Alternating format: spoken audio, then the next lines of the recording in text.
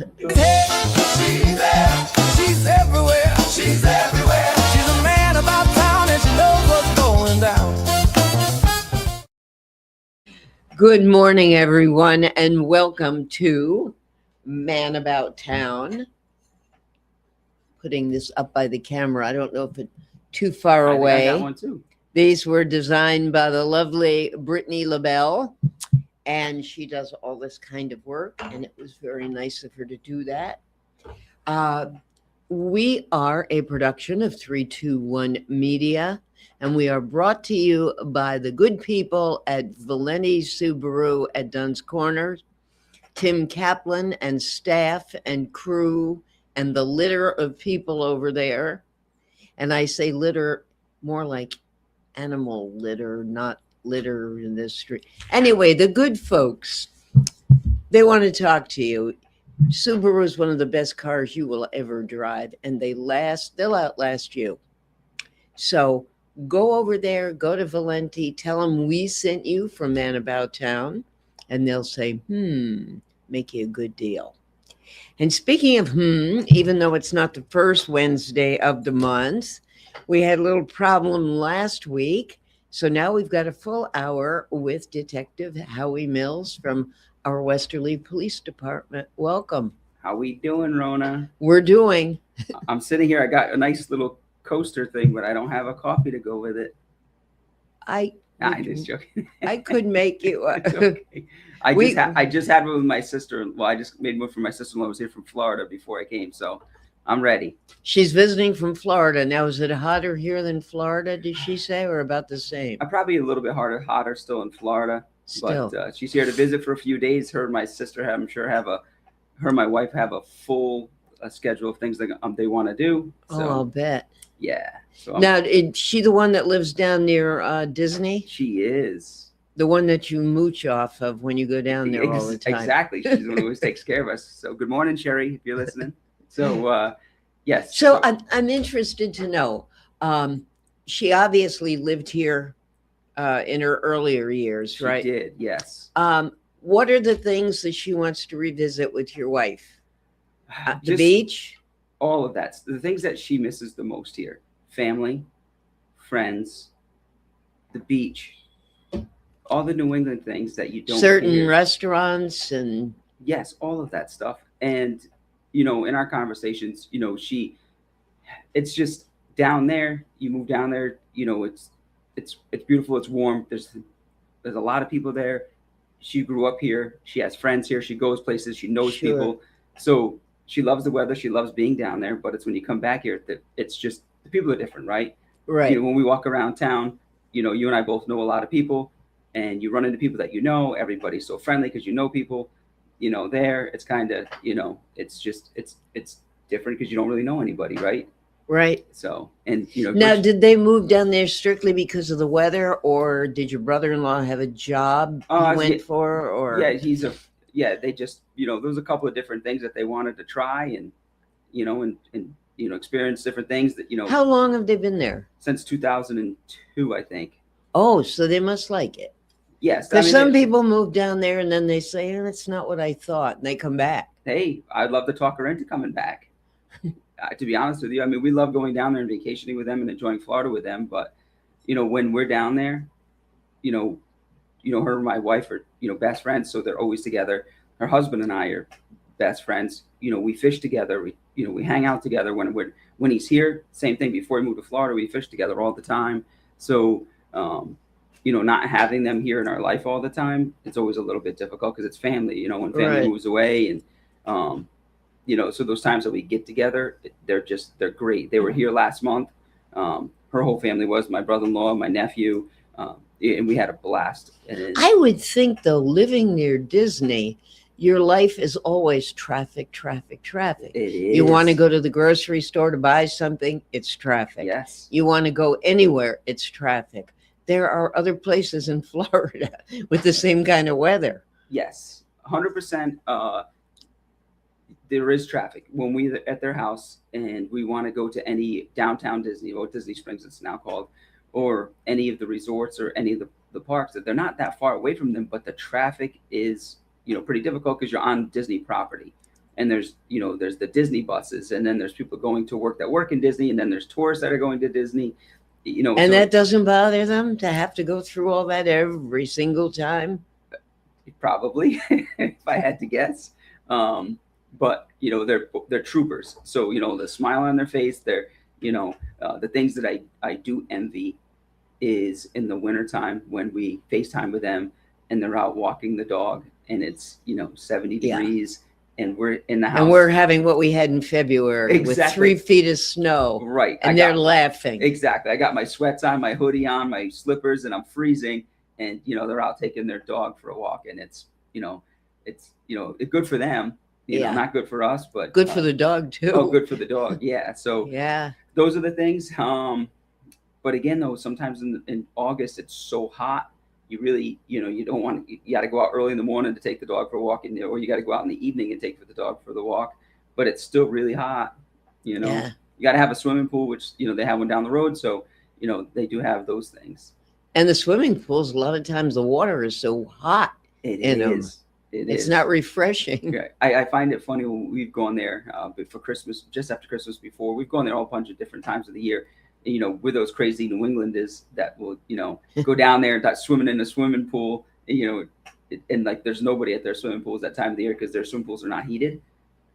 Yeah. They don't really need to be because they're mostly hot. But this, certain times of year they're not that warm. But Yeah, for us, it's warm. they get their cold weather too. Yeah, but for us, it's like this Speaking is of beautiful. crazy New Englanders, I Yeah. was thinking about you last week because I had to drop something off at the United, and I pulled over, and it was a legal parking space. Rona, But come on, you sure it was legal? yes, Okay. it really was. All right, tell me your story. Go ahead. I pulled into a legal space that was maybe 2 doors away, maybe like by the cafe. But I knew I was just going to leave the motor running because I was running in to leave it with the gal at the desk and right out again. So I just pulled in, left the motor running. And when I got out, I saw 2 CSOs and they were walking together and they're pointing at the car that, the back end is like hanging into the road. I didn't make I just boom, pulled in. And I said, "Hi guys, I'm leaving."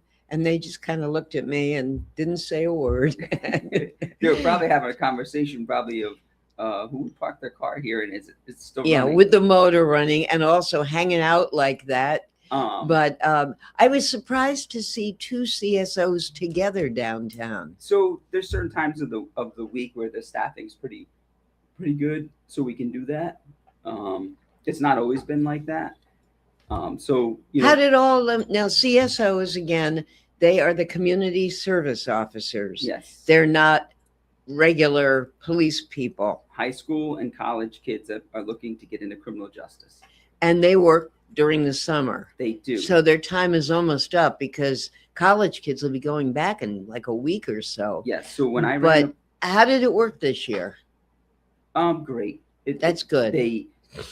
So when I ran the program for I think it was 6 or 7 years, they're great. You sometimes some of the kids can't start until end of June, some middle of June. You really try to get them ready to go for that 4th of July weekend. Then when we get into the middle to the end of August, you're really at that point trying to piece together the last like a few weeks of your schedule because all colleges start, a little bit different. Some kids They are going do. away. They got to get into their dorm. They got to get things ready. So Yeah. you're trying to work with Especially them. the freshmen. They've got a lot of stuff to move. Yes. So we're all trying to work together and, some of the kids are going to CSRI, some of the kids are going like out of state, some are going in state, but they're staying at school. So I always tell them when we get into like that first week of August, okay, tell me when your start date is for college, and then we'll come up with an end date. So I know, where I'm going to be short and things like that. Good. And it's a great thing. I always used to, and I was just having this conversation the other day, when my CSOs at the end of their season, I always like to have like a sit down, like exit interview with them. What did you like? What did you not like? What Yes. surprised you? Yes. What can we do better? All of those things, because Yeah. we're I'm not perfect. That CSO program. Really? I thought you always told me you were. Certain things, right? So it's good to get the feedback, but I also, at the end of the season, like, I want to learn about them. I'll have it when I interview them for the job. We talk about criminal justice and if they're thinking about it, and a lot of the kids are like, I'm not sure, it's something I'm interested in. Let's see how the summer goes. Some of the CSOs not sure if they're going to like the confrontations they're going to have about parking tickets and things like that. At the end of it, I've had CSOs that have said to me, after this summer, I absolutely love it. That's great. And then that means you got a good candidate going down the line. Correct. To go to the academy. Yeah, and then other people are going to be like, this was not for me. I might have to change my major or whatever. Yes. Or some of them say, well, but at least they know now. Correct. Before they've wasted daddy's money in college or wasted their own time doing something they don't like. Yeah, I've had a few of them say, you know what, maybe this criminal part of it is not for me, but maybe I'd like to be a lawyer or something else in the criminal justice field. They just want to do BCI or like CSI stuff. Yeah. Which is fine too. It's kind of what they like. Do they get disappointed thinking that it's all going to be like what they see on TV? When you said CSI, it made me think of that. So they don't really get to see too much of it, but they hear the radio going all day long. And at the end of the season, one of the things that I always get back for a comment is, I did not realize how busy the police department is, because they are. Well, you get legit calls. You get the wacko calls, and the thing is they end up, at least once a year, one of them. They'll all have their opportunity to do it, but at least once a year, one of the, like, every CSO is going to have an experience where they're going to have to call the police, because they're going to be walking around downtown and they're going to see a car hit another car, or they're going to see a medical, or they're going to see somebody that might have been drinking, or they're going to see something and they're going to make a call on the radio. Right. We always tell them, do not intervene. Call for an officer, then just kind of be a great witness. Let the officer know what you saw. Things like that. But then, as the officer's there handling it, they're right there, front row seat, to see how it's done. And so it makes them feel like they were part of it, by seeing it, calling it in, watching the officer handle it, all of those things. And you are right. There are CSOs that say they really enjoy this, and it's almost like our minor leagues, where they'll CSO for a couple of years while they're in college, and then when they're done with college, they'll, I think they can apply when they're 21, and they'll start applying. And I think it's a great opportunity for them. They get to see how the police departments run. They do a little mini roll call in the mornings. Now, do they have to, when you have officers or people who want to be officers, do they have to go through college first and then the academy, or can they come right out of high school and go to the academy if they're not interested in college? They have to be 21. Okay. They just have to be 21. So they could come out of high school and work for a couple of years. They don't have to have gone to a university or a college. Yeah. I've seen phenomenal police officers that didn't go to college, but were great police officers that have just life experience, street experience. They're good at their job. But then there's officers that go to college that are great at college, that are great too. It's just college does teach us criminal justice stuff, but sometimes nothing like street smarts, though, right? There isn't, because that's got to be more than half your job, being able to size up a person, a situation. Yeah. Not just what they teach you at the academy. 100% right. There's times where I'll have a conversation with somebody, and I'll use a term, and I'll forget they don't know what the term means. For instance, like drug paraphernalia, like somebody that does drugs, and you see it on TV. There's like maybe like a crack pipe, or like a marijuana bowl, or a bong, or something like that, and you forget that not everybody knows what those things are. So Right. You might use a term for it, or a slang term for it, and you look around and they're all looking at you like, what are you talking about? I don't know. I've never heard of that. Yeah. But because we deal with that stuff and we know what those terms mean, So sometimes you have to kind of break it down a little bit for people that don't do this. I job all don't the think time. people realize that your job is constant education It is. as much as it is for uh, accountants who have to every summer. The government changes things around, and when they're going to be doing tax returns, they've got to know what do we have this year. Insurance people, they have to go for continuing ed. So many professions do, and yours is constant. Constant. And all aspects of this job are continuously changing. When I first got hired, fingerprints were such a huge thing, right? Oh my God, we find fingerprints, we're going to find the bad guy. Fingerprints are very important. You know, you're watching them CSI Well, now it's shows. DNA, right? Yes, DNA, touch DNA has become so big. Touch DNA. Yes. So And then- there's DNA, which is DNA, like, you know, saliva, things like that. But, you know, touch DNA has been such a huge thing over the years, which is, you know, I touched this when I picked this up and I So held now it. you have to put a handkerchief or a napkin around it and put it in your pocket and take it wherever. No, so I have looks like 2 big Q-tips, and you just put some water on them, and then you just rub them, and then you put them back in the original packaging, and then you just send them off to the lab. And that's it. You don't have to send the coaster to the And I have to lab. send the coaster because I'm gonna Wow. swab the with sterile water and the Q-tip. I am going to swab that whole coaster, and it'll pick up any DNA that was left on that coaster. Wow. So the only problem though is not everybody's DNA is in the database. So it might come back and say positive for DNA. I was going to ask about that. How do they get DNA? Obviously, if somebody has committed a crime, Mhm. they're in the database. But if someone has not committed a crime, how does their DNA ever get in the database? Well, so I guess we'll start with this. A few years ago, there was that murder out in, I think, Idaho, the Idaho Yes. 4 or whatever it was. The There's- 4, yes. Yes, that were the killed. college students. Correct. Right. And following the case a little bit, they kind of had like their suspect, and so the suspect goes back to his family's place in Pennsylvania. right? Yeah, I mean, they got him all the way across the country. Right. From what I remember in the trial, or just the case itself, because he ended up pleading to the case, what they did was they did a trash pull. Do you know what a trash pull is? And I would imagine it's what it sounds like. Yes. So Like taking, if I throw this cup in the trash, yep, you're going to take it, you're going to pull it out. I'm going to pull the trash, but I have to wait to trash day. Once you put it out at the end of the curb, it's now public property.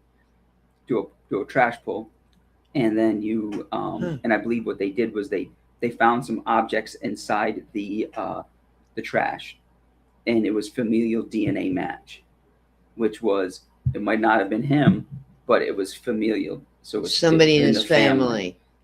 and that's how they knew, or they had like Wow. this is another way to build the case, right? So pulling this out, let's say in Idaho, yeah, they track it to the family in Pennsylvania that he ran to. well, so what they did was they actually did the trash pull in Pennsylvania from DNA, and they run it and they say, okay, we found familial DNA that matches DNA that we found back in Way this back house in Idaho. Wow, so like 3,000 miles away. Right, but he went home with his parents, so Wow. that was just another. So what it is, it's just another piece of evidence to build on your case. Sometimes it's not always like the smoking gun. Is it always admissible? Well, it depends on how you get it, things like that. Yeah. So I'll give you, for instance, of a case that I had here in Westerly. It was a stolen car case. The car ends up being recovered. I go out and I process the vehicle, and I find just a single glove inside the car. The glove itself, the owner says, this is not my glove, when he comes and gets his vehicle at the impound lot where it was located in Oh, Connecticut. you told us about that. Yes. Yeah. And then I bring the glove back. The inside of this winter glove is swabbed for DNA. Sent off to the lab. A while later, I get the results back from this DNA, and it actually comes back to a person. They give you the name and the date of birth of the person. That's kind of all I get. Huh. And an old address in somewhere in Connecticut. So I start making calls all through Connecticut doing, certain tools that I have to try to track this person down. A few days go by, I'm making phone calls, calling police departments, see if anybody's had any contact with this person, things like that. Finally, I get a phone number, and I left a bunch of messages saying, hey, this is Detective Mills. If this phone number belongs to so-and-so, please give me a call back. That's all I kind of say. Finally, a few days go by, I get a phone call from this person, and he's like, hey, I heard you're looking for me. What can I do for you? And I don't want to just come right out with it. And my first question to him is, and this gentleman is 70s, late 60s or 70s. I don't remember exactly what it was. So I start off just like, hey, when was the last time you were in Westerly? And he's like, I live, on the other side of Hartford. It's been a while since I've been up to Westerly. Years ago, I went on vacation with some family there, things like that. And, through our conversation, I asked him, have you ever had a car stolen, or anything like that? And he's like, no car stolen. And I said, okay, I got to ask, you ever had your car broken into or anything like that? And he's like, you know what? And this case happened in February, because I remember it still being cold out. He's like, about a month ago, I was at this local store. I left my car running, Rona. Yeah. And he said, I came back. I was only going inside for a couple minutes, Rona.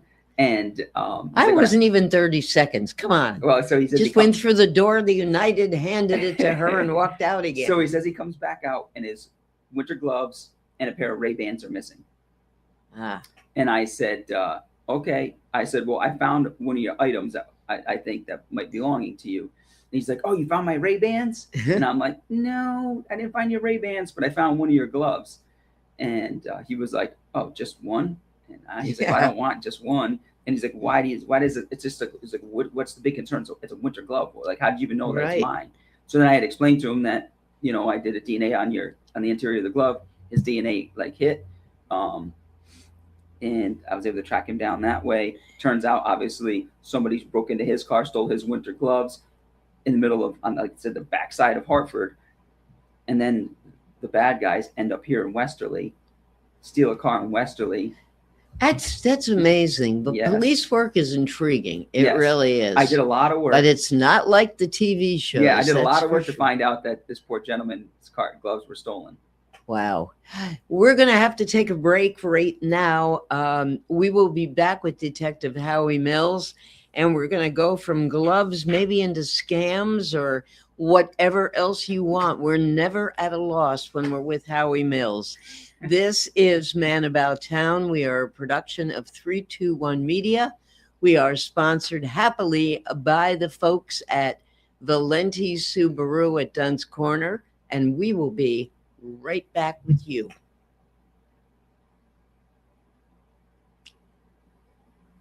And we will be right back with you.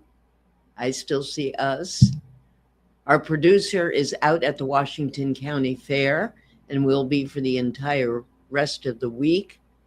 And you should all be out there as well. Go out there and meet Ben. Say hi to him. Okay, Ben, we're coming up. If we don't, we're going to go back to Howie and we'll talk to him until... Okay, Ben, obviously you're not getting our signal, so let's go back to Howie and we'll try again in a couple of minutes. I'm never at a loss for words. You are never at a loss for words. What is next? What would I know you called me the other day. Yes. Out of the blue, I get a phone call from Rona. And it wasn't Wednesday. It wasn't a Wednesday. Yes. And if you'd like to, if you'd like to explain what happened. Hi, this is Dan from Lathrop Insurance. Here in Rhode Island, we take pride in taking care of our own. At Lathrop Insurance, we have spent 86 years helping families and businesses protect what matters most. Whether it's your home, your business, or the legacy you're building, our team is here to provide peace of mind through customized insurance solutions. We're proud to support high school sports across Rhode Island because when our community grows stronger, we all win. Lathrop Insurance, personalized protection, local expertise. Visit lathropinsurance.com to see how we can protect what matters most to you. G&V Mechanical specializes in the installation, maintenance, and servicing of Mitsubishi Ductless mini split heat pump systems. We are certified by Mitsubishi as Diamond Elite contractors and factory trained and up to date on the proper procedure of the installation and service of Mitsubishi Ductless heating and air conditioning ductless heat pumps.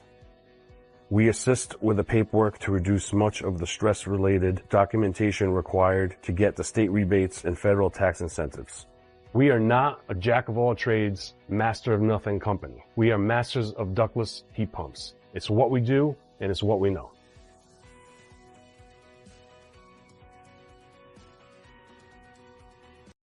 What's going on, everybody? It's Patrick down here at the Wireless Zone at 224 Post Road, Dunn's Corners. And this weekend, the new iPhone is here, and we have them all in stock. Come get the brand new orange iPhone 17 Pro or the brand new razor-thin iPhone Air. The best part is trading your old iPhone and get up to $1,100 off. I mean, you get the brand new iPhone for free. But this weekend, you can get the brand new iPad and Series 11 Apple Watch for free. It's all happening down here at the Wireless Zone at 224 Post Road, Dunn's Corners. Don't delay. Stop in today. At the Ocean Community YMCA, community means showing up across 4 branches and 2 summer camps, all rooted in one shared mission. Every day we bring people together to grow stronger in spirit, mind, and body. From fitness floors to youth programs, from lifelong friendships to unforgettable summer memories. No matter your age or stage of life, there's a place for you here to belong, to thrive, and to be supported. This is the place where everyone belongs. This is the Ocean Community YMCA. Wood River Health provides medical, dental, and behavioral health care to over 10,000 people a year, even when they can't afford to pay for the care they need. The cost of providing healthcare services has increased, and the grant funding we receive doesn't fully cover the cost of patient care. We, like other community health centers across the country, count on community support to keep our doors open. With your help, we can keep serving as a safety net for your neighbors. Will you help us invest in our mission? Splits where the summer sticks on our fingers, on our lips. 2 scoops high in a waffle twist. We're living it up at Lickety Splits. Lickety Splits, take your flavor pick. Rainbow swirl or classic mix. Big wide smiles and a sugar blitz. Yeah, everyday sweet at Lickety Splits. Hey!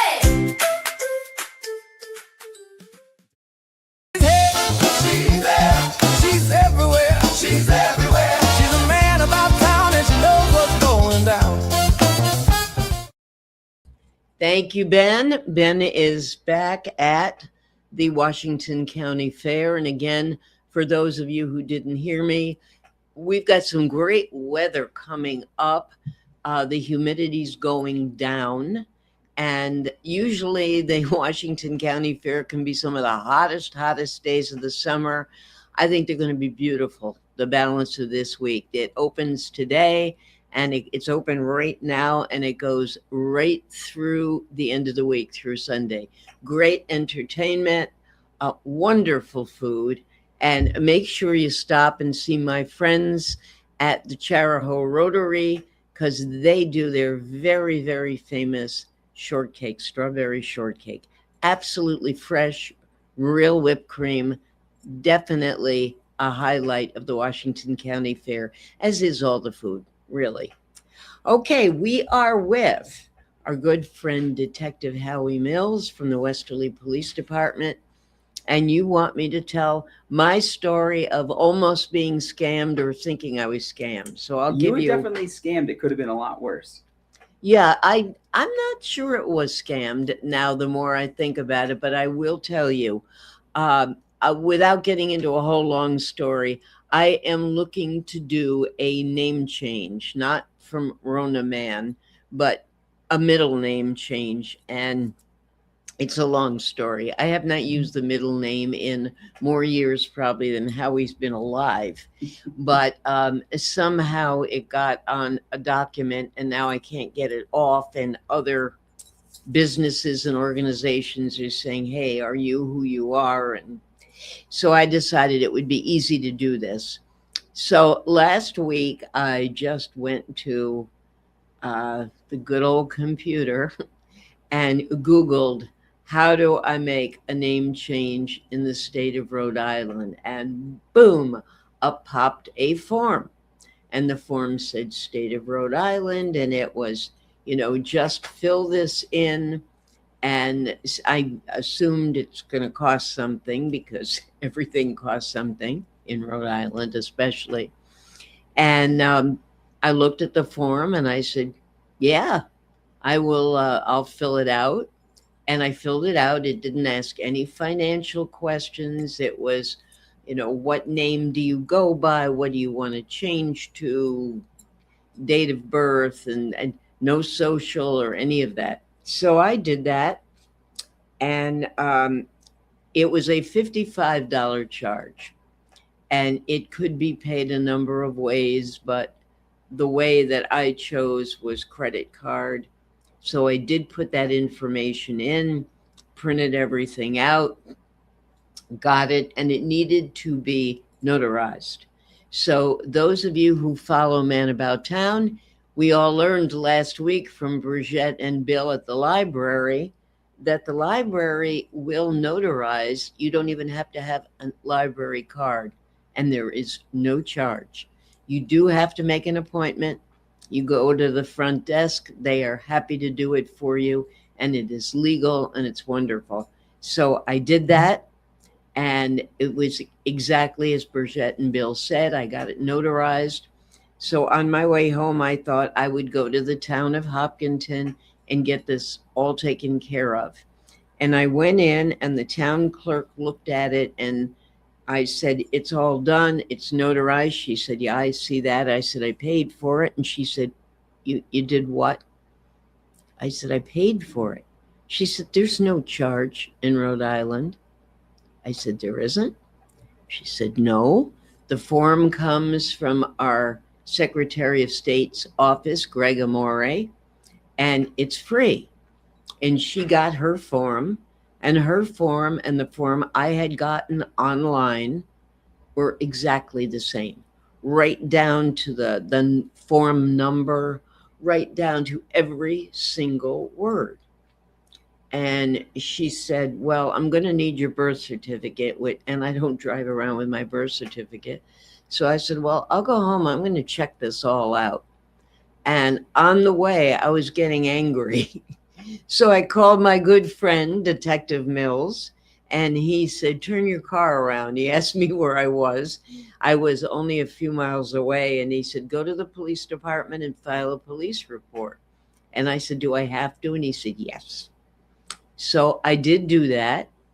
And then when I got home, I went online to my Capital One account, and it said pending because I had done this the night before, late at night.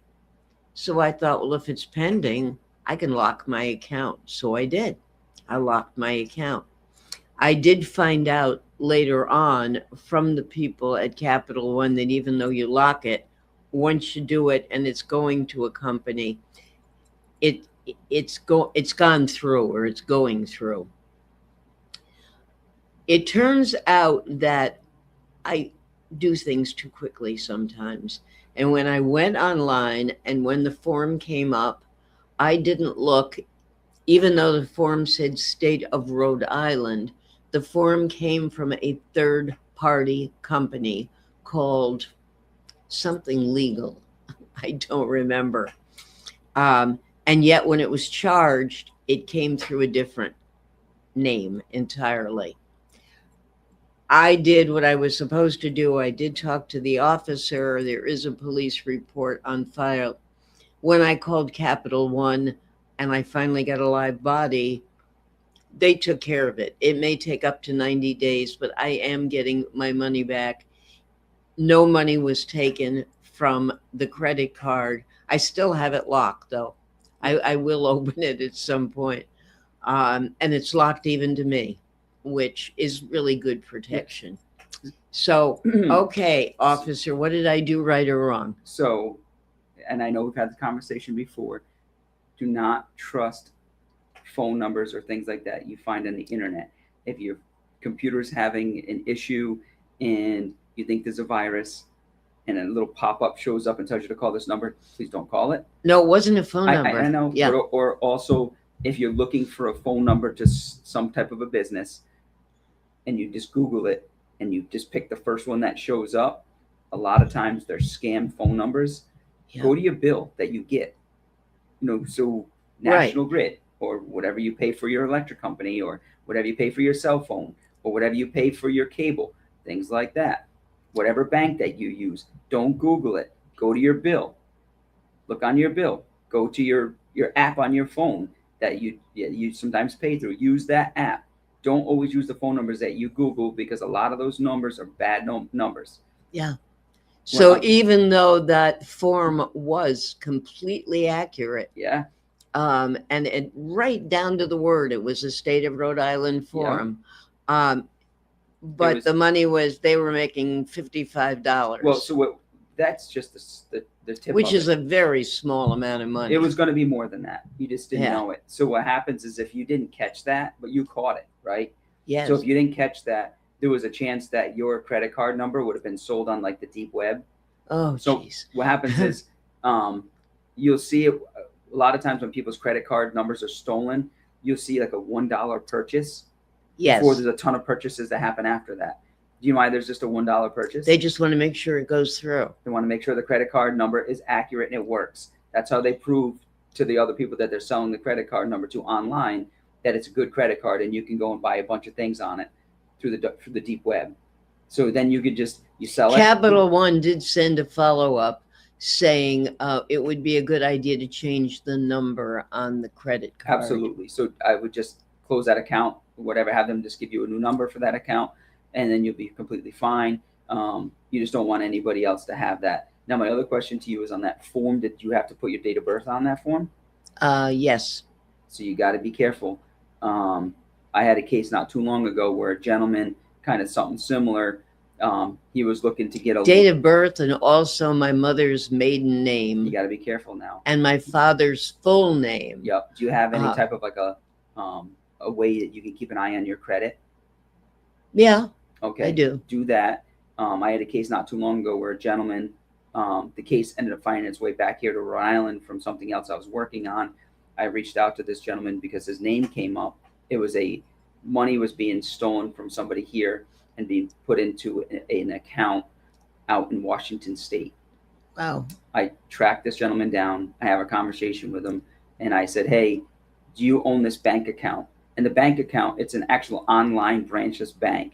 Do you know what an online branchless bank is? No. So, like we have banks here in town that you can walk into. They have branches, right? Oh, yeah. Okay. I do know. You've mentioned it. Yeah, it's a branchless bank. It's a real bank, but it's a bank that you can never walk into. Right. It's just an online bank that some people use. It'll be like one of these companies that you've never heard of before, banks. It'd be like but it's still a legitimate bank. It's a legitimate bank, but it's going to be Rhode Island Credit Union of the Northeast, something like that. Right. Something you've never heard of. So I started asking the gentleman, "Hey, do you have an account with this bank?" And he said no, but he said, "I was applying for a loan through this bank, and they had me go to like a chat, and they asked me my name, my date of birth, phone number, address, all of these things." And then he said they never got back to me. So he's like, "I figured I just didn't get the loan because my credit's not great." And I said, "Well, unfortunately, there's a savings and a checking account that was opened in your name that scammers are putting large sums of money into." Yeah. And they're just using his name as a money mule account. Yeah. So stolen money is going into his account that he doesn't know anything about. And then money's going right out of it, because this bank, I subpoenaed the bank, and I got all the records that came in and out of this. And it was just lots of large quantities of money going in, large quantities of money going out. Doesn't the bank have any kind of They do. system of checking? They did. So the account only stayed open for like a day or two. And then But that can be enough. that can be enough, because what happens is they have fraud departments that pick these things up pretty quickly. Banks here in town are great, because I talked to the fraud departments here at several of the banks, and he said that they quickly will put a hold on an account to stop it, to take a look at where this money's coming from and where it's going, because they can pretty quickly determine, like, okay, this is suspicious. This person just opened this account, and now all of a sudden $15,000, $20,000 continuously is going in and out of this account. and it just is suspicious. So they'll put a kind of hold on the account to kind of take a look at what's going on with it. So for you, just be careful. Keep an eye on your stuff to make sure that some obscure account from some bank or something like that has not been opened under your name, and you just don't know about it. Right. Because I mean, at the end of the day, you did nothing wrong, but somebody has maybe opened up an account, opened up something in your name, using your name to buy something. So just keep an eye on your personal information. Right. Just because you put it out there on the internet. So Amazing. I don't. Not that I'm trying to scare you, because I'm not. No. But No, but what you do is very valuable to me, to everybody. yeah. And there's nobody out there that can't be caught in one of these things. Yeah. I'm sometimes too cautious about these kind of things. I'm almost untrusting of these things, Yeah, because but I see so you've much seen of it. it. You've Yes. seen what can happen. And then if you'd like to, you and I off air before we started, you were telling me about your friend Marty and somebody that she knew that Yeah. got scammed. And we've had these same scams, if you want to talk about it, because this is another scam that's happened here in town. So a scam that happens to people here in Wesley is happening to people all over the country. Oh, sure. Yeah, I mean, from what she told me last night, this is personal trainer at her gym that she's gotten very friendly with, a young man who found that, I guess what she said was, because she said it was the same thing that happened to her. She got notification he got notification from his bank using the bank logo, the bank numbers and everything, that someone was into his account and they needed some information. So of course he provided the information, and bingo, they went into checking, savings while he was still on the phone, and took thousands, and it was cash. Did she say how they were able to remove the money from his savings and checking? She just said it was the same thing that happened to her. She said it was while he was on the phone with them, Yep. talking about one account, they were in the other account. That's as much as I know. Yes. So, and it sounds like with her account, where this, and again, I'm just speculating here because we deal with them. You're on the phone with the scammer. The scammer is kind of, got you nervous, talking about your checking account. They're telling you that there was X amount of funds that were put into your checking account by them. Mm-hmm. And you have let them have access to your computer. So I'm assuming at some point in this conversation, this gentleman gives the scammer access to his computer. So you see the mouse something moving. to do with the extra zero or Of course, whatever. 100%. So like you see the mouse moving around on your computer because you let them have access to it. And as they pull up this fake form, kind of like the form that you had, that you saw, and they say to him, okay, we put, $10,000 accidentally into your account. Now, they put the extra zero in, and they said, all right, hit zero, because this is what you had to refund to us. So you have to just refund $100. And then he puts 100. The scammer hits zero. They hit return real quick, and then tell him, oh my goodness, you just took $10,000, not $100 from us. You need to give that back to us, like now, or I'm in trouble. And then they said, if you don't believe us, go look into your checking account. There's now $10,000 in your checking account. So he goes and looks in his checking account, and sure enough, there's $10,000 in there. The scammer doesn't realize, well, the scammer did this. The victim doesn't realize that the scammer just took $10,000 out of this gentleman's checking and just moved it into his savings. They don't ever have him look into his checking account. How do they know that he's got that much to begin with? Well, they'll pick a number, because what they're doing is, as they're having him run through a bunch of different things, without him knowing it, they're already looking into his account, see his balance. See what balances he has. So you're not going to overdraw it. You just, if he only has 20,000 in, you might take only 10. If he has 20,000, you might take 15. You're not going to take 25,000 if he's only got 20. Right. So they're gonna pick a number, and that's kind of how they do it. And it's, people should not even get out of bed. yes, they should leave the covers over their heads. Yes, and it's just frightening today. And you and myself and Marty had a great conversation a month or so ago. We talked about how she got scammed, and she's lucky. and I'm sure she probably walked away from Oh, yeah. that conversation Because with- there was somebody watching, a good guy watching at that point from the scam department. Yes. It doesn't always work out like that. No, I'm sure it doesn't. So They can't be everywhere. no, but we only got about 10 minutes to go. Is there anything else we want to talk about? Well, what's doing in town right now that people should be aware of? I mean, we're all aware the traffic is just unbelievable. Yeah. So we'll get into traffic, but first I just wanted to say congratulations to Lieutenant Bob Green for retirement this month of July. Detective Alicio retired in the month of July. And then just a few days ago, Sergeant Matt Champlin just retired. So we have 3 officers that have been here for a long time, a lot of experience between Bob Green and Tony Alicio and Matt Champlin.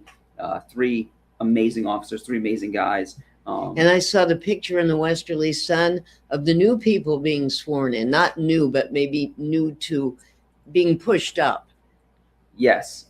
So, like anything, when I retire, somebody will be taking my position. And nobody can ever take your position. Somebody will fill in nicely. It's hard because these are the people that I've worked for 20, 25 years with. Wow. To see them to leave, and then I look around and you're one of the old guys now. It's a little bit different. Yeah. They're all going to go on and do great things. Retirement they said is phenomenal. It's fantastic. I've been getting text messages from Detective Tony Alicio sitting on the beach, enjoying retirement. And I think it's great. When you work a long time, I guess you deserve to be able to do those things. Absolutely. And I'm happy for all of them. So with that being said, back to the town of Westerly, traffic has been pretty heavy, as you know. Oh, That's yeah. the summertime. But Seems like every year it gets heavier. yeah. So today is the 12th. So we got about another 20 days of this. Yeah. That's it. It's weird to me that my daughter goes back to school in a few weeks, and the traffic will just you'll see it even before that, because once all these college kids start going back to school, and you have Right. people that are getting ready to go back to work, teachers, things like that. Even though it's going to have beautiful days, the beach won't be as busy, just because for those last couple of weeks of August, everybody's trying to get back into, the other things in life. that Back they to have school shopping, Yes. doctor appointments, dentist appointments, eye doctors. I Yes. remember all that. Yeah. But, I mean, we've had a beautiful summer. I'm hoping the businesses all did great with the great weather that we had. It was hot though. It was A hot. hot summer. We've had a very hot summer. We've had a great summer. I'm happy for, like I said, the businesses. Hopefully they all did great, because I mean, this town is built on that, right? Tourism. And It's right. I really enjoy meeting people that it was this past weekend. I was in a bait shop. Surprise, surprise. I was in a bait shop, and somebody was in there and they were buying some green crabs because it's tautog season. And they said they were staying at a campground on the beach. And I asked them, I said, what's it like? Is it awesome? And they're like, oh my God, we love coming here for vacation. It's beautiful. It's so nice. We just absolutely love it. We've been doing it for, I forget how many years they said they've been doing it. And then as I was done doing what I was doing, I get back into my car and I always say to myself, we're so lucky. We don't realize how lucky we are That's right. until, people remind you of it, of how, they're taking a week out of their lives to come here to enjoy, our beaches, our water, our weather. And we can go down to the water and look at it every day, Every- 365. 100%. And Yeah. kind of makes you think about it again and say, how lucky you are. And instead of, working all day and coming home and kind of just hanging out, like, hey, let's go down for a ride to the beach, or let's go and enjoy this. Let's go to Watch Hill. Let's do something, that we can enjoy. September, I think, for us is phenomenal. Yeah. Because the traffic isn't as busy. It is. And you can and things go on sale in some of these places. So I think for us, I really, really enjoy spending a lot of time doing those kind of things in September. Yep. It's great. Yes. We are going to sign off a little bit earlier. I don't know if Ben out there at the fair is hearing me say that. We have a brand new show coming up at 9:00. It's going to be a tryout. You'll have to let us know what you think of it. If you like it, we're going to do it once a month. But at 9:00, I will be partnering with my good buddy Ken Collins, the voice of sports for, I think, all of Rhode Island, not just southeastern Connecticut and Rhode Island. And we're going to talk about, we're going to do a Way Back Wednesday.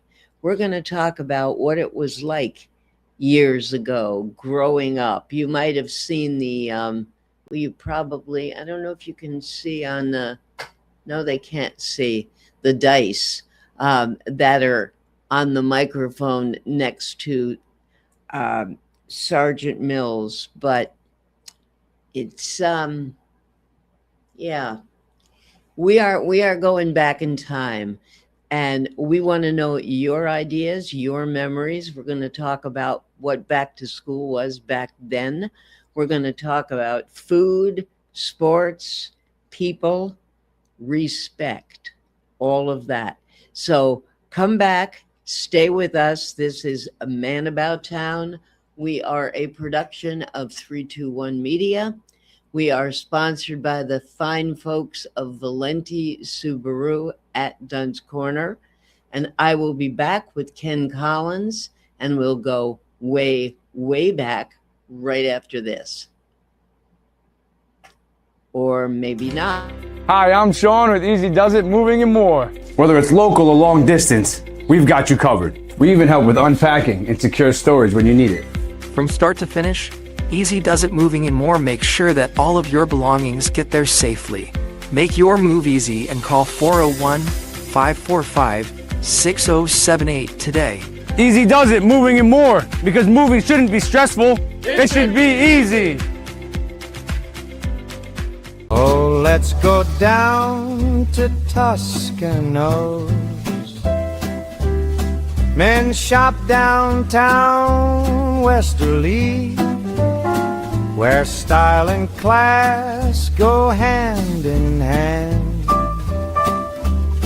You can look your best and dress to please. Buy the right shoe, get the left one free. And if Paulie makes fun of you, you get an even bigger discount too. Toscano's men's shop since 1911.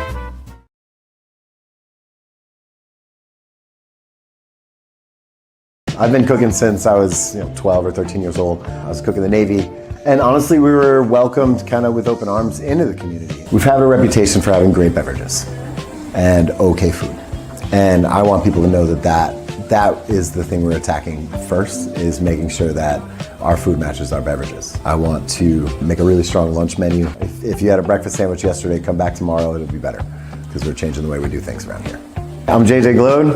I'm the owner of Higher Grounds and Lickety Splits, and we'd love to see you come in soon.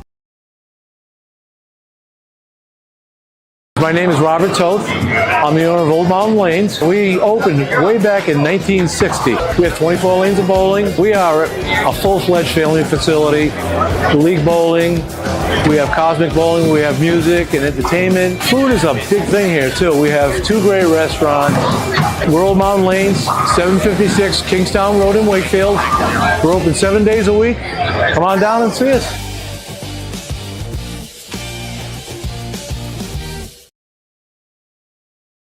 Hi, I'm Chris Kozłowski, owner of Broadview Florist and Garden Center in Dunn's Corners. For over 40 years, our family-owned business has been your go-to destination for beautiful, custom-made floral arrangements. Whether it's a special event or just to brighten up your day, we create highest quality designs tailored just for you. Trust Broadview Florists to make every moment unforgettable. Visit us today or give us a call at 401-322-0390.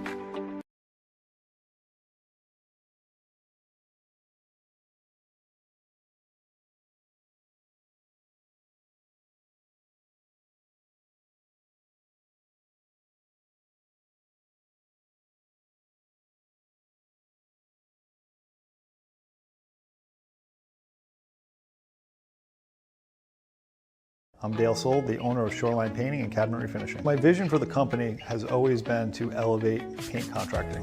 When you call, you get a live person. Typically, we have estimates out the same day. We have really good communication with our customers daily. We make sure you're completely happy before we leave the project. We service residential and commercial customers. The commercial work we do is typically more community-oriented. We just completed a expansion of our shop. We added 3 more spray booths to allow us to increase capacity. You can find us at 77 Stillman Ave in Pawcatuck. You can find us on our website at shorelinepaintingri.com, or you can call the office 401-834-1684 to book an estimate. Ever thought about leveling up your fitness game in a fun and meaningful way? Kiefer's Martial Arts on Granite Street has everything you're looking for. Kickboxing, Muay Thai, Brazilian Jiu-Jitsu, and of course, adult karate. It's not just about getting fit, it's about building your self-confidence, discipline, and that unstoppable feeling you get from all your hard work. Stop into Kiefer's Martial Arts today to sign up. The largest reason we opened up Seaside Pharmacy was to help our community better than the big box stores. We get to know you better, fast and friendly service. So we'd love to have you come in and check out Seaside Pharmacy and see what we have to offer. I'm Gretchen Miller. I'm the owner of Martin House Books in Westerly, Rhode Island. We have 2 floors. The top floor is all adults. The bottom floor is children's. We have the cafe here too. That's a separate business, Cafe 1888. Come down to Martin House Books, enjoy a great coffee, and pick out another great read.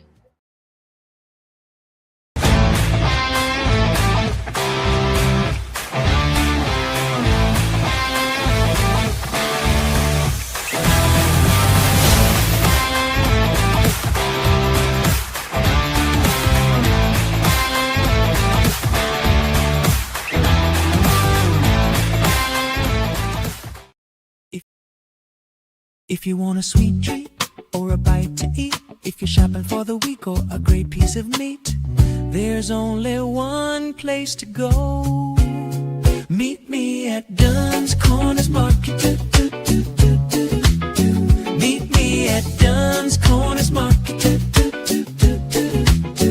If you're here for the weekend or you're here for a lifetime, meet me at Dunn's Corners Market.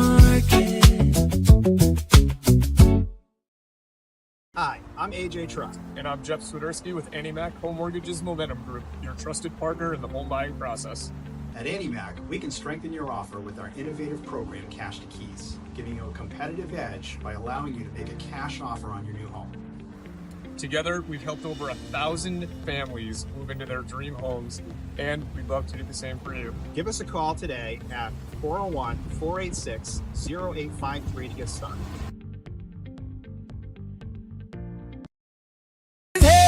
She's there, she's everywhere, she's everywhere. She's a man about town and she knows what's going down. And here we are back on Man About Town. And you'll notice I have done a little something to the hair. And I've also changed my clothing. I was wearing a pair of pants. I can see my... Do you see my poodle skirt? I can see it on the camera. You can see There's it. my poodle skirt with cinch belt and saddle shoes. I don't have, I left the bobby socks at home. So this was probably popular in the mid to late 50s, early 60s. If you've seen, and most people have seen the movie of Grease or the show this year at Theater by the Sea, my high school was all about this. Absolutely. But I am with my good friend Ken Collins, the voice of sports for just about all of Rhode Island and southeastern Connecticut. And he Hold on, I'm on the phone. Yeah, hold up that. You can't hold up the phone, the actual phone. That's a princess phone. Remember that? Remember the folks? princess phones? They came in that color, which Hello? was nice. They came in an avocado green, which was a god awful color. They came in yellow. But this was a big step up from the black rotary phones. And we had one of those. Now, you must have had a rotary phone, right? Yes. Did you have a party line growing up? Yeah. See, I didn't. So tell people who are saying, "Oh, what? What's a party line?" Well, you'd have two or three, probably three yet. I think it was like three different people on the same line. 3 different families or phones. Well, go back to the dial thing again. Yep. My brother, who lives in the house where we grew my father's house, still has a rotary phone in his house. And I believe it still works. Still does. Yeah. Now it's because he's stubborn and doesn't want to get one of these guys. Maybe he's smart and figures it's going to be worth a lot of money someday. That's amazing. Of my course, brother's a collector of everything. When you had phones back then, even the princess phones, you also had, if you needed help, you dialed 0 for operator. You got a live body. Think of that, folks. A live body. You don't get a live body on anything today. Customer service, anything. And then if you needed to know something, you wanted to know a phone number. We didn't have Google. And you didn't even have to look it up in the phone book if you didn't want. You dialed 411. That was information. Yep. You got another live body. You dial 411. I'd like the number, please, for Ken Collins in Westerly. Yep. And they'd say, 1 moment, please. And they'd come back. And you got it. Yeah. Not, I'll put you on a brief hold, and then they drop you and you never hear of them again. It's really just the phone alone has changed. Oh, yeah. Yeah, now they're not phones. They're computers. Yeah, they are. So, but even making a call, I mean, one of the things we can do now that's great is if I want to call my friend in Washington State, I can call him. I don't have to say, I'd like to make a long distance call to Ellensburg, Washington, and get charged for it, no less. Long distance was expensive. Oh, yeah. And if you think about it, people didn't use long distance unless it was somebody died, somebody's in the hospital, there's an accident. And if you did use long distance, maybe to call your friend and say happy birthday, you waited till after a certain hour at night because the rates went down. Or Sunday. Yeah. Sunday was the cheap day, right? Yeah. But it's all one now. It is definitely. So there are some good things. There are some good things and some bad things too. So. Yeah, everything. And then of course, when you got with the telephones, you just had Howie on, and Lord knows sometimes you don't even want to pick up the phone. That's because right. you don't know who's on the other end or who's trying to get your money. And we always talk about scams, and we did today as well. Yeah, you don't know who's on the phone. Yeah, I've been in your house when the phone rings, you just go, yeah. Well, that's it. If you know that, if all of your numbers are listed under contact, then if I don't recognize the number, you don't have to. Exactly. That's good. But then somebody will say to me, "Do you have Rona's number? I got to get a hold of her for a show." And if I know it's legitimate, then I'm saying, "Well, wait a minute. They're in my contacts. All the phone numbers are in there. Right. Ask me one of the phone numbers, and I probably don't know it. That's another bad people thing. don't even know their own phone numbers anymore. I have to stop and think about mine. Yeah. Because they just press a button. Sometimes it's good. And I guess it's like anything else. Sometimes it's bad. And how do you know? I mean, Howie was saying, he said, I know sometimes I overdo it. I'm too careful. That's his training. But you know what? Being too careful isn't bad either. It really isn't. You better be that way than the other way. Then be the other way. Exactly. So tell me, I'm new to Westerly. Yeah. I have been at the end of this month. I can't believe it'll be 40 years. Wow. 40 years. And yet people will say, oh, you didn't grow up here. You don't know what it's like. And I've heard stories from people, and amazing stories. I thought I knew all about the area, and no. So what was it like when you were growing up? You went to high school here. Your wife Hazel went to high school Mhm. here. Actually, I went to Immaculate Conception School for 9 years. Oh, you did? Okay. That's the building over on, you know where that is. All right. Yeah, my friend Mary was telling me the Right. other day that she said I've been part of Immaculate since I was a little kid. I went to the school across the street. So that must be what you're talking Right. about. Yeah. That's Dixon Street and High Street right there. Right. Now, did you go to Westerly High School? Well, with me, and people don't, I went through 9 years at Immaculate Conception School and graduated from there. So that was your high school Yeah, education as well. no, we had the nuns as teachers. Did they hit you? Oh yeah. They did. Oh yeah. I always ask people that when they say they had the nuns, They and had they these- all say, "Oh yeah." They had these pointers, that they used. Oh for the- yeah, on the blackboard. Right, and there's only a little tip of it that was rubber. I The rest is remember wood. those. And so if you did anything that they didn't like, put your hands up and whack. They'd actually hit you with it, and it hurt. Yeah, and your parents couldn't say anything because they No. agreed with the nuns, No, right? but I'll tell you one thing: you get a darn good education from those 9 years. Now from there, I went to Westerly High School in the 10th grade, and it was altogether different for me. It was like Freedom, right? Yeah, a lot well- more freedom. but I went 1 year, and then I got a job. I went to work, and that's history. I never graduated from Westerly High School, Huh. but I went there for about a year and a half. And that's where you met your lovely wife? Yes. Well, I met her in Mac. She went to Mac. Oh, she went to Immaculate as well. So Okay. yeah. Interesting. Now you are a sports guy. Yeah. And you've always been a sports guy. Did Immaculate Conception School have sports?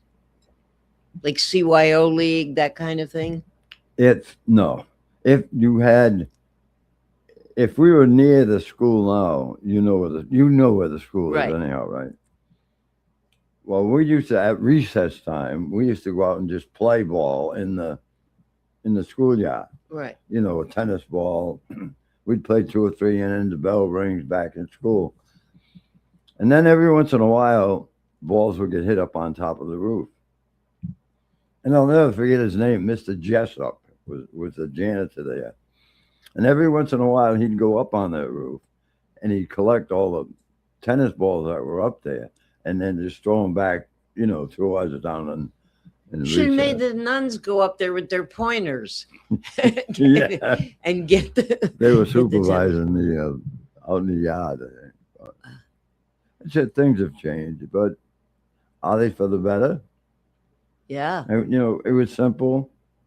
It was So very simple. how did you get from Immaculate to a year or so at Westerly to getting a job to being a voice behind a microphone? Well, the Is voice. this going to be grant- a Carl Gren story, probably? Yeah, that's that. That's All right. Well, there are probably loads of people out there. Remember, we're all over the world. They don't know who Carl Gren is or was. Well, what happened was that I was interested in radio right away, and then for some reason I was playing softball over at Craig Field, and Carl put a team in, and he wanted to know if I wanted to play for him.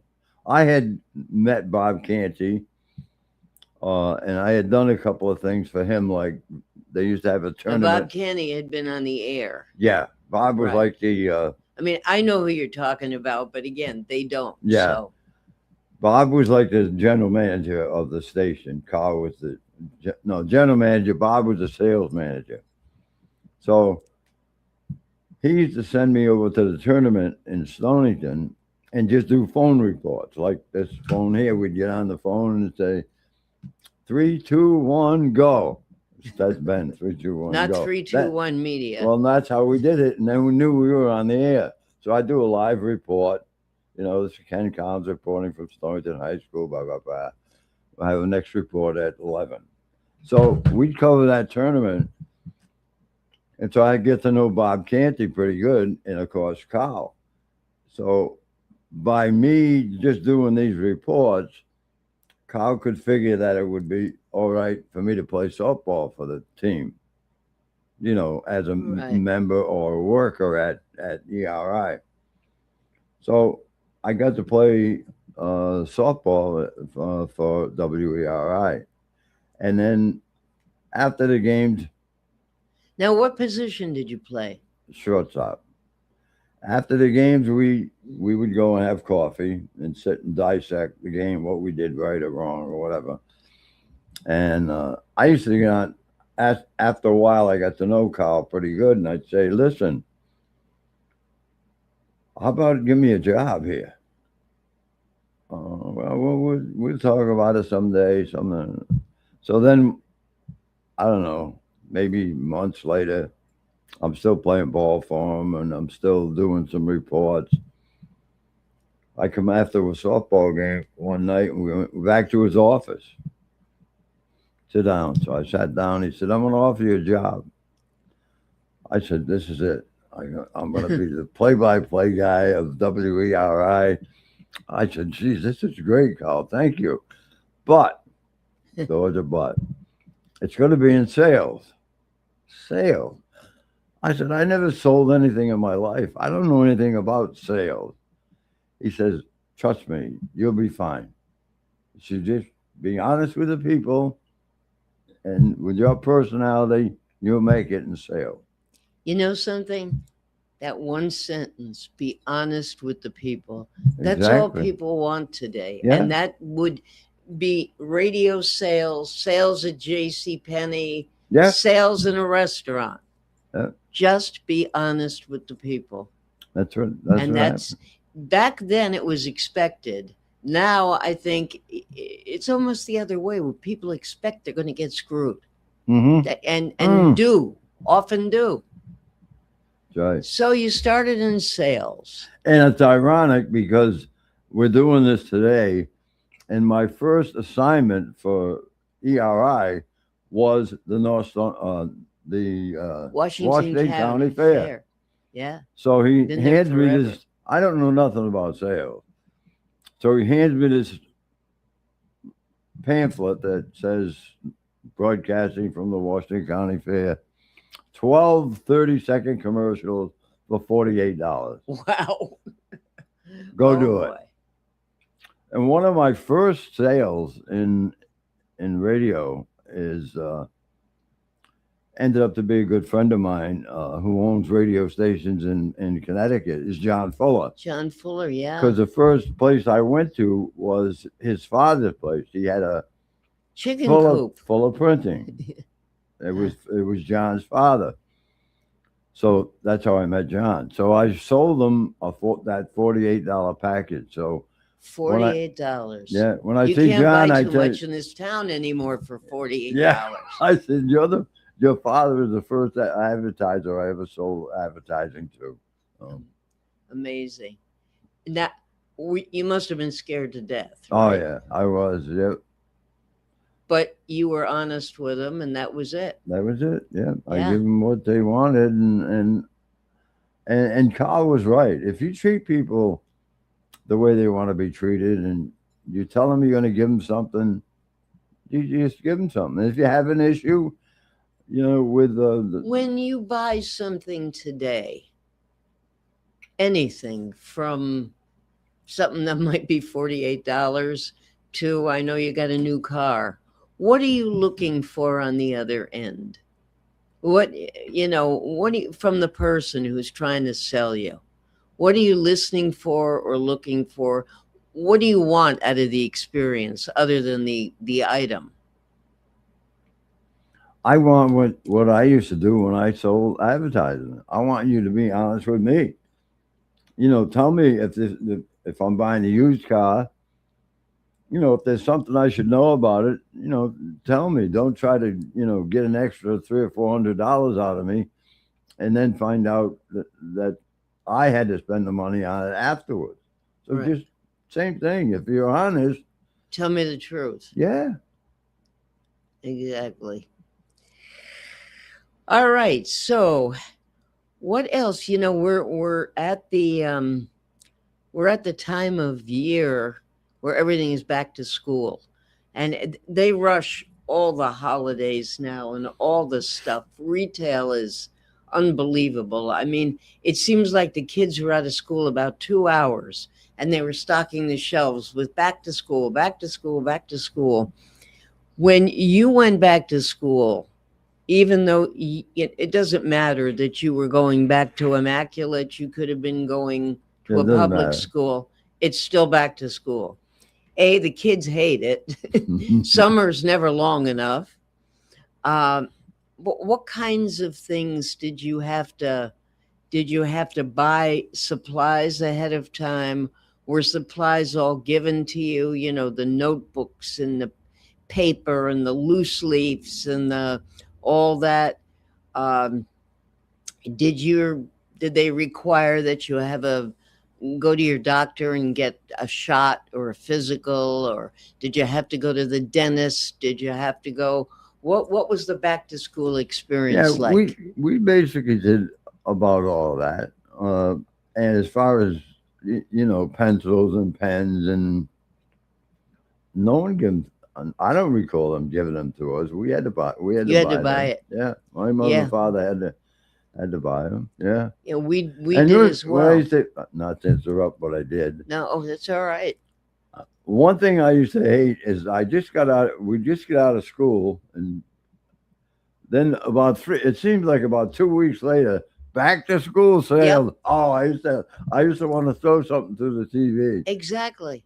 Well, they do that all the time. Yeah. The one that gets even me worse now, is probably. the day after Christmas. Yeah. If you go into any of the big box drugstores or regular stores, they're taking down the stuff, or it's on sale, and that's fine because you can buy stuff for next year or whatever.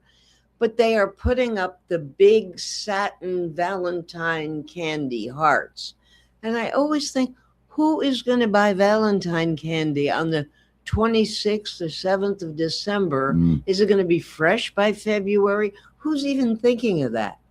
And then as they're doing that, out comes the St. Patrick's Day, and then the Easter eggs. It's snowing like crazy, and all that. They rush it every Yeah. single year. Now, I don't recall it. I recall more now than back in the day. Back in the day, either they didn't do it that quick, or I wasn't paying attention, one or the other. But it seems now it's really, they really. I agree push it. with you 100%. I mean, I'm sure I wasn't paying attention. I'm a kid. I wasn't Yeah. buying stuff, but they weren't rushing I don't holidays think like so. they do now. I was telling someone the other day, I said I went into, I won't mention which one, but I went into one of the dollar stores on Monday of this week, and I was looking to get a card. And I walked over to the card department, and on the end cap, they call it, where Yep. the end of the display, they had Halloween cards. Well, they've had Halloween now for a couple of weeks in the big box stores. All the stuff you can buy, and the chocolates, pumpkins, and all that stuff. But next to those cards, they had Thanksgiving cards. And I looked at it, and as I was shaking my head, I thought, oh, I didn't see what I just saw. Next to the Thanksgiving cards, I saw Santa Claus. They had the 3 holidays together on that end cap. And I said, it's the temperature outside was 90 something, feels like 100, and they're showing me Santa Claus. No. So I think you're absolutely right. They didn't do it that. And by the way, all you people that are watching us and hearing us out there, if you like this show, let us know. You can go on your computer. You can send us an email, a text, right on the computer. Let us know what you think. We will do this once a month, and you will be included, because if you like it, we're going to put a special line in so that you can call in and say, hey, I grew up in Ohio, and when I went to school, we did such and such. Now, here's a perfect thing. Back to school. Do you remember, and I don't mean the exact day, but do you remember when you went back? Did you go back before Labor Day or after Labor Day? Always after Labor Day. Us too. Now, I grew up in New Jersey, Mhm. and what I remember is it was always the Wednesday after Labor Day would be Monday, and then you had Tuesday. You went back on Wednesday, but it was half a day. And you can talk. I think there's a message over there. I am too far from the screen. Ken can read it. Ah, Ken can read it. Okay, I got all Ken. kinds of things. Yeah. All right, read the one that's lit up. Is it lit up where you are? Oh, It was- there it is. You both are the best. Tuning in this morning, bright and early from San Diego. From San Diego? Hey, San all right. Diego. So it's 6:30 in the morning in San Diego. You obviously have a problem sleeping. But thank you, San Diego. Now, do you have any memories of, I don't know if you grew up in California or if you're lucky enough to be out there, but when did you go back to school? Was it before or after? I know for a very short time, my husband was in radio, so we moved around a bit. And for a short time, we lived in Ohio. And thank God it was a short time. I was not an Ohio fan, or at least not that part of Ohio. Didn't care for Ohio? Well, I'll tell you, I liked Cincinnati very much. I liked Columbus a lot. Parts of other parts, yeah, but where we lived in Ohio, we lived in Lima, Ohio, which is Northwest Ohio, right on the Indiana line. It was an experience. But when we were out there, kids went back to school. I think it was about the second week of August. They had to put the crops in to get ready for harvest. There was a lot of farmland. There was a lot of Amish people where we lived. And you went back early. They knew nothing about going back after Labor Day. And I know the colleges, when I went to college, we went back after Labor Day. Not now. They go in August. Yeah. I mean, Howie was talking about that in our last hour, that, people are busy now and the beaches are starting to get a little less crowded because they're shopping. They've got kids to take back to school, to move in and all of that. But yeah, that was different. Sure. We're on, what's the date today? Today is the 12th of August. So those guys will be getting ready to go back. Yeah, they'll, depending upon the college. Yeah. Some of them go back very, very early. But I remember getting back to school supplies. I don't remember the lists. They now have lists. If you go into the big box stores, they will have a list like second grade, third grade, fourth grade, fifth grade, what the parents should be buying.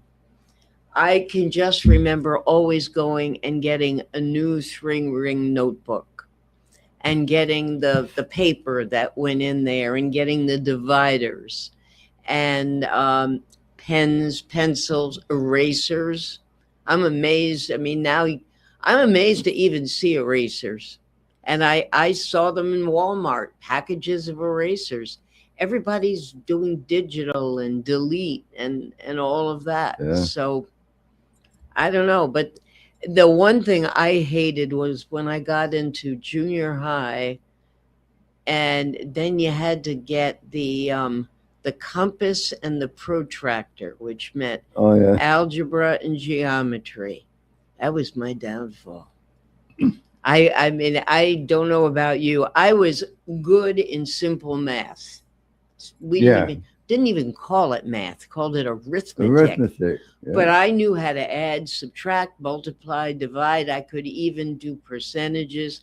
To this day, I can do math in my head. hmm I mean, you ask some of these kids, they don't know what you're talking about. That's a good point, because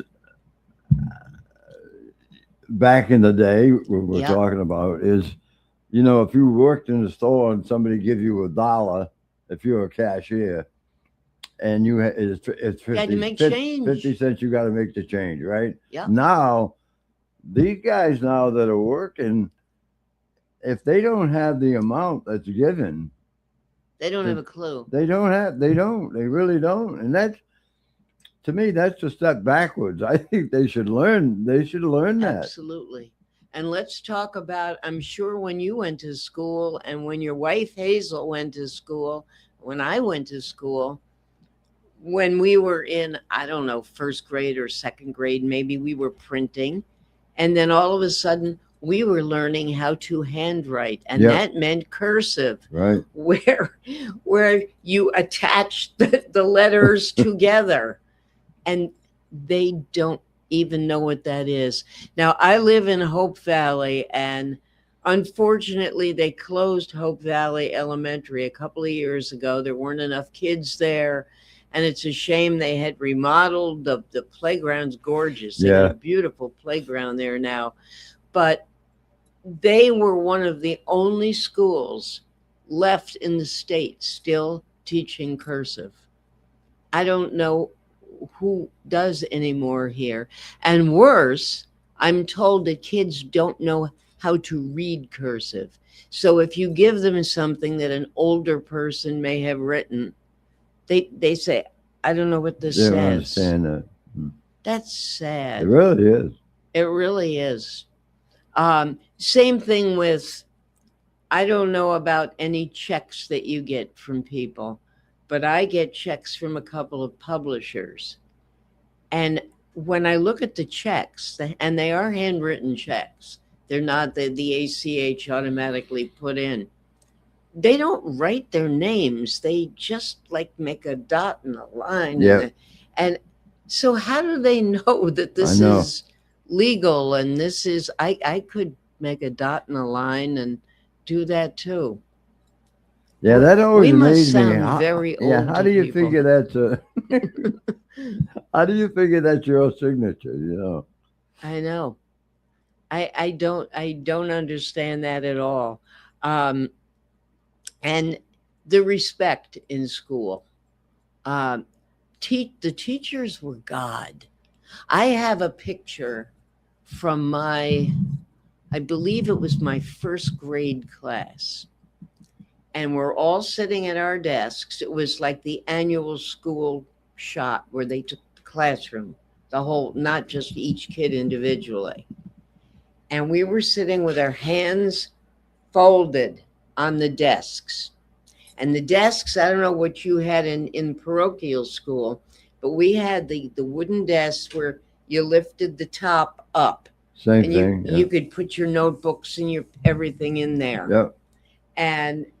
But we were sitting with the desks closed, hands like that, and we are all just staring straight ahead, or we're staring up at the teacher who's sitting in the middle. And the teacher was God. Whatever she said, and there were more she's than he's. We did have a couple of men teachers, but whatever they said, that was it. And if they said, shh, no talking, there was no talking. Right. And you were afraid to go against that teacher, because what would happen? It's sent to the principal's office. We didn't have to put our hands out to get hit. It was a public school, but we'd go to the principal, and that was terrible. Yeah. And worse than the principal was the principal's office would let our parents know we were there. So when you got home, it was even worse. Today, the parents come into the schools and they say, you told my kid to do this. Well, I don't like it. Or you yelled at my kid. That's tough. Teachers have it a lot tougher than they did when we went to school. Yeah. Definitely. And it seems like it changes all the time. It changes obviously all the time. You know, this discipline. I'm hard looking now. at the bottom. Ken, you can read this. It's says Dan Ken LaBelle. LaBelle. Oh, Dan, that's right. Dan's in San Diego. Oh, I that's slept who it great was. last night, so I'll be going back before Labor Day in Rhode Island when I get back. Aha. Now, That's right. Dan's gonna be Dan's a teaching teacher and a at- coach. A teacher and a coach and a play-by-play announcer and whatever else. But And he's- he works here at and he works- yeah. 321. He's gonna teach 5th grade middle school at Charahoe. Congratulations to Dan. He's worked hard. 5th grade's a tough Yeah. grade Yeah. because when you and I were in 5th grade, we didn't have any hormones. Now they got hormones. I mean, these kids develop earlier. They're a lot smarter than we were. We were kids. 5th grade, we were 10 years old. And when you were 10, you were a kid. They're not kids anymore. And that is, Dan, you got one tough group, but I know, I hear you're a great teacher. Yeah, he's great with kids. I'm sure he'll be fine. I know he'll be fine. That's wonderful. Now we know who the mystery person was from San Diego. Yeah, matter of fact, he's going to a San Diego baseball game this afternoon. And he told me you got seats right behind the dugout at Wow. San Diego. So I said, I got to watch Oh, this is the game. majors, the Yeah. Padres? The Padres. yeah. Wow. He went to a Padre game, not last night, the night before.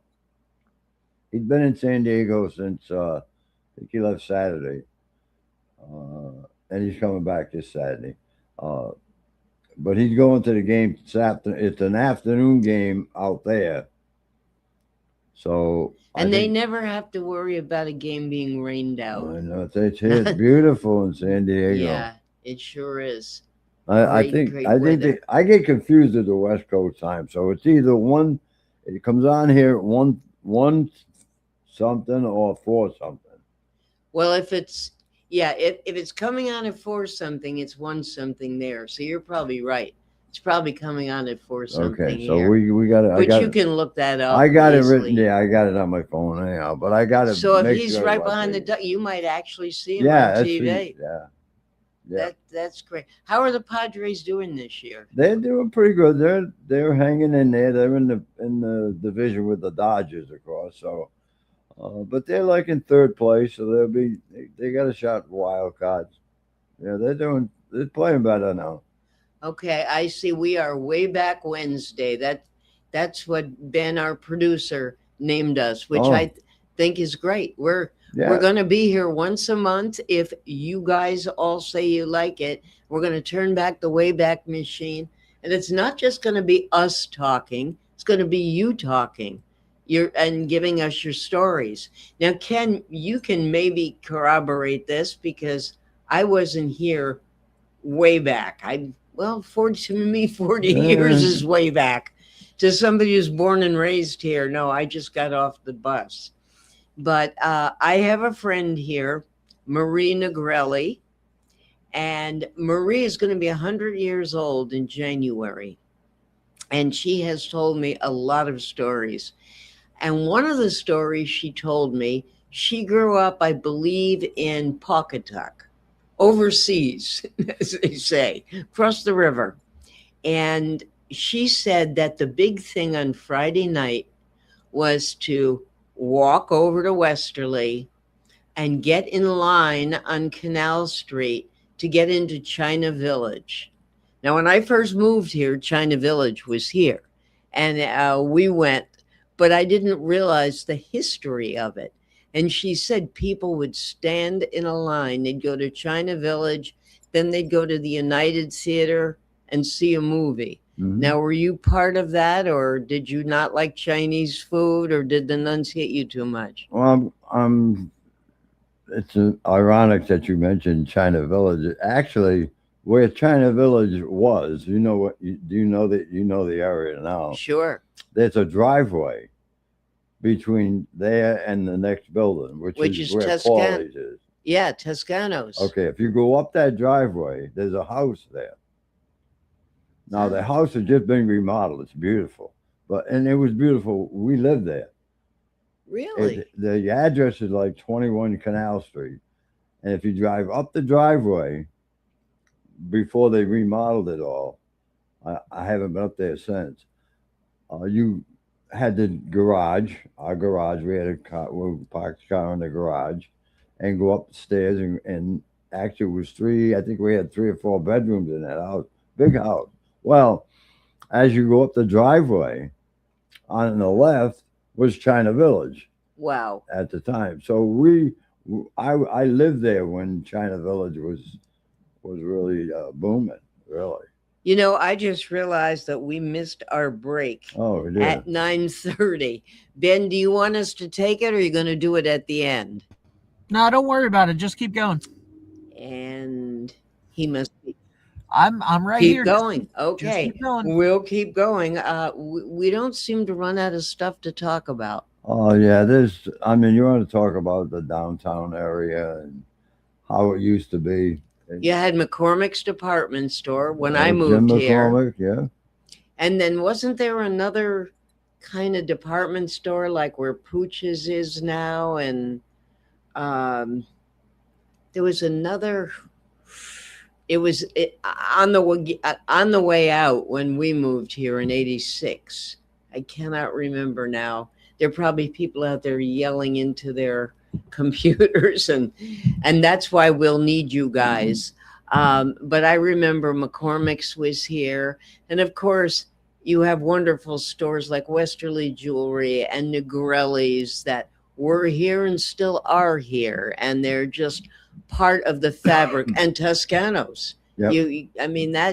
I think Paulie was sitting on the stool at the end of the counter, even back then. Yeah. When we moved here. Well, it's funny that you mentioned that if we do this all the time, that people would get involved. Now, when I worked for ERI, lack of for nothing else to do one day, we did a morning show from 6 to 9. So you and Joe. Yeah, and I wasn't a talk show host. I'm a sports guy. And you weren't a salesman either. No. You became one. Well, Nat Urso was the one that came to me and said to me, hey, he says, I want you guys to do a 3-hour morning show. Well, Nat was very persuasive. And I said to him, I said, Mr. Urso, I said, I do a 1-hour sports show on a Saturday for you. What am I going to do for 3 hours during the week, 5 days a week? 5 days a week, every day. He says to me, whatever you want to do, was his answer to me. Whatever you want to do.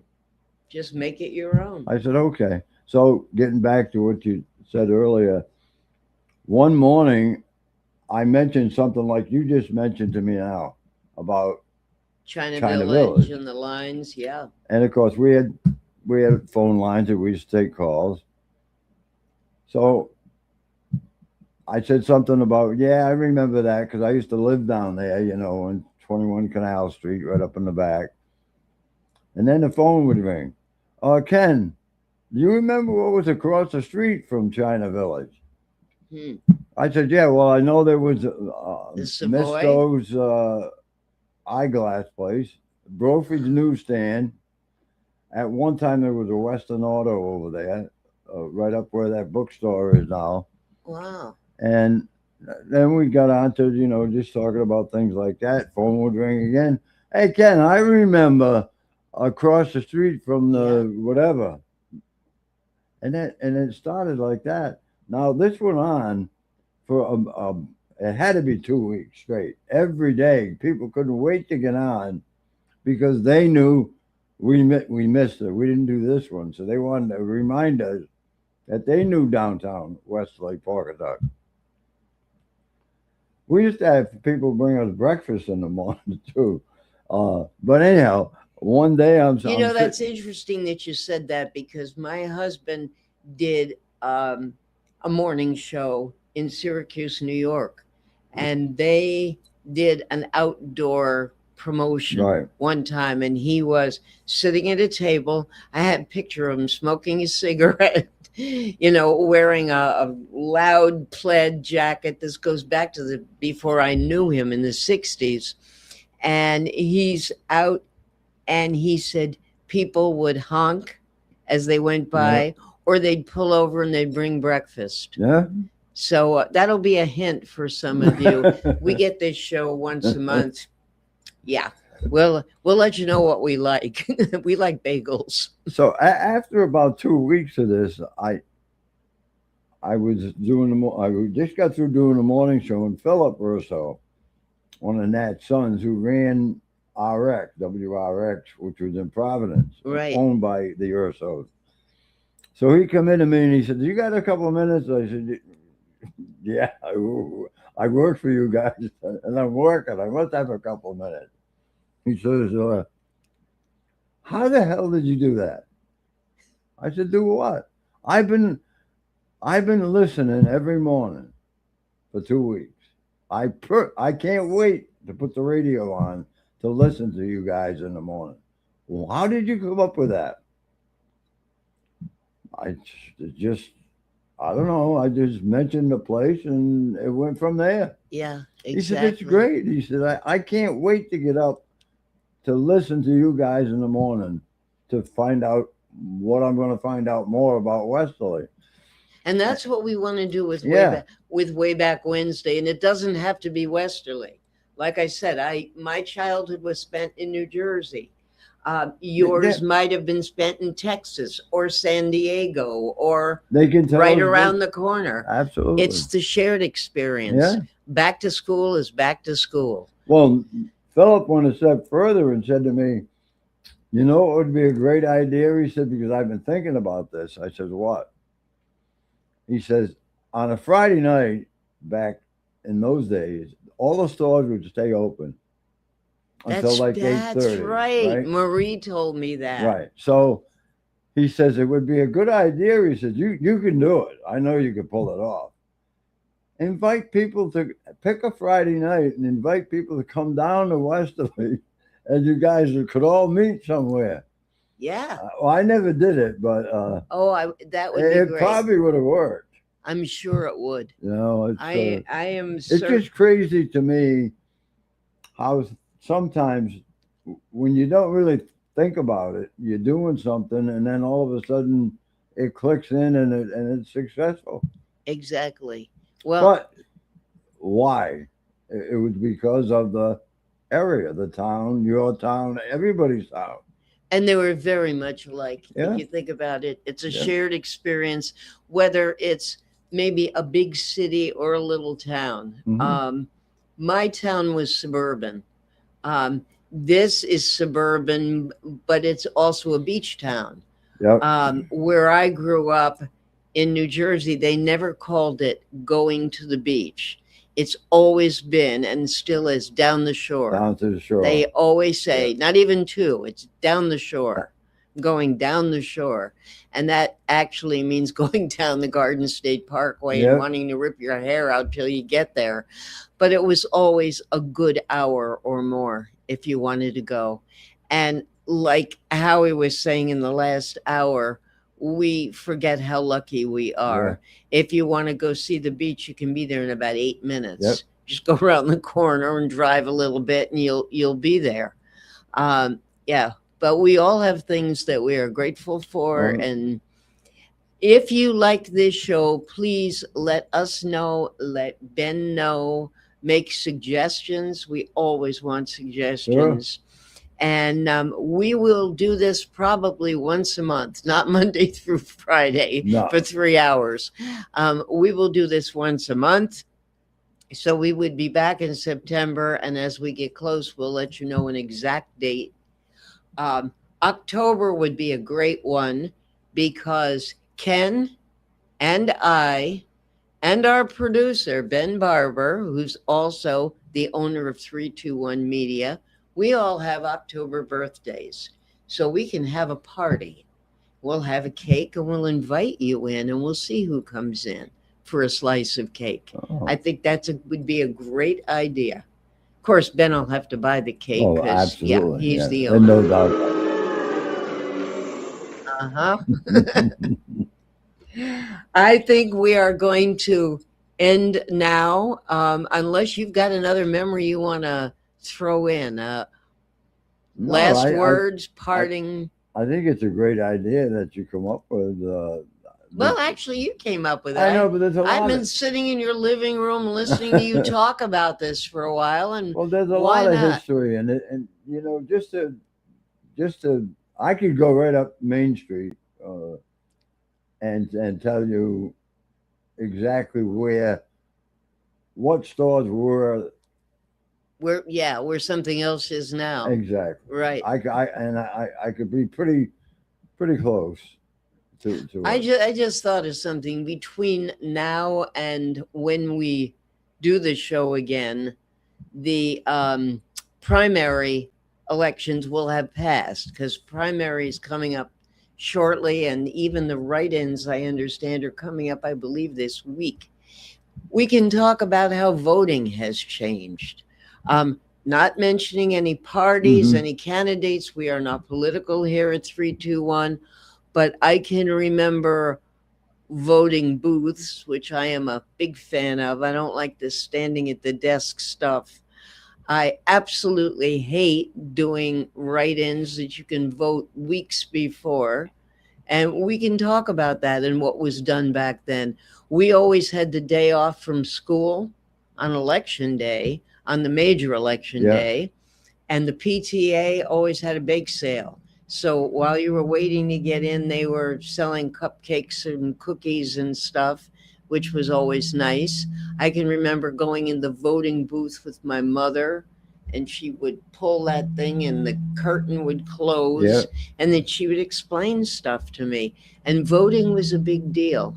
And now there's whole generations out there that say, I don't care, it doesn't matter. Yeah, we're all But messed up. that's another subject for Yeah. another day. So, Ben, we thank you because you are miles away. No, he is in Richmond at the Washington County Fair. It's beautiful here, by the way. Open today. What'd you say? It's beautiful here. Good. Oh, I'm sure you're getting a beautiful breeze. Can you smell any of the food? Have they started cooking? They have most of the food booths open at 10 a.m. Aha. So I'm excited for that. I can't believe it's Washington County Fair time already. Yeah. I know, it's crazy. Yeah, talking about time flying by. We were just talking about the seafood I fair, know. and that's been and gone. It seems like And they they all- were blessed with great weather. It was Yeah. very hot, but they still got great They weather. all came really quick, right? One right after the other. Yeah. Yeah. Well, Ben, you're gonna it's gonna be good all week because it's supposed to be less humid, and by the end of the week, it's actually you might even need a sweater, which is terrific. Howie said his daughter will be there. I'm sure he'll be able to find her. Yep. By the way, Yeah. Rona, speaking of the heat, before you leave, can you remember to turn the air conditioners off? Yeah, I'll just have and that's out in the where Allie's room is. And the main and the room where you walk in. Yep, you just use the white remote.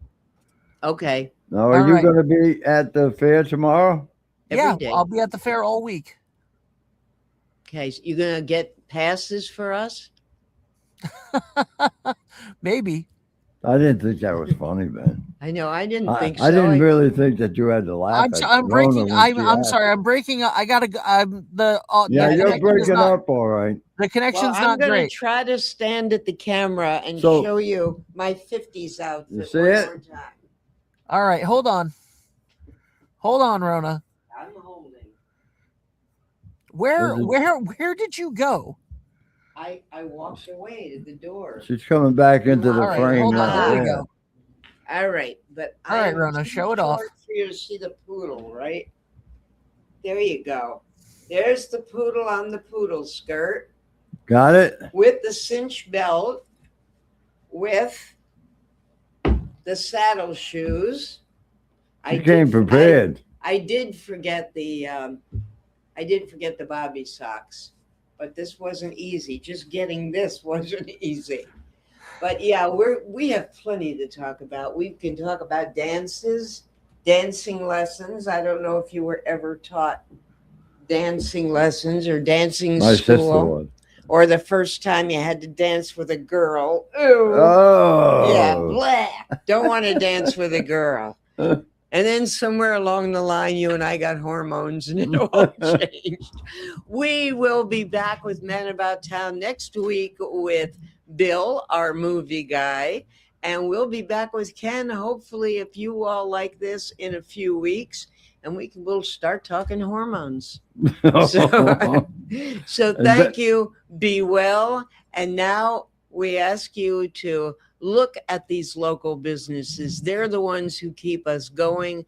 They keep Dan on the West Coast. They keep Ben at the fair. They keep us here laughing.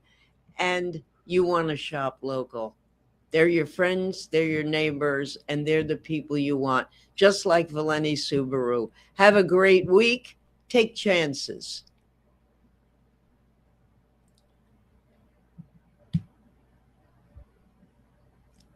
And Ben must have gone for food because we're not out yet.